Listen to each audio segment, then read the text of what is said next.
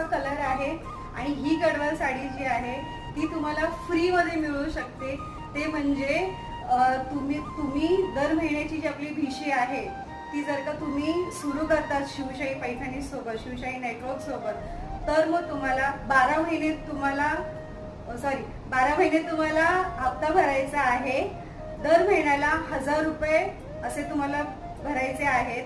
त्यानंतर 12व्या हप्त्याला तुम्ही तुमची सिलेक्टेड साडी तुम्ही सिलेक्ट करू शकता.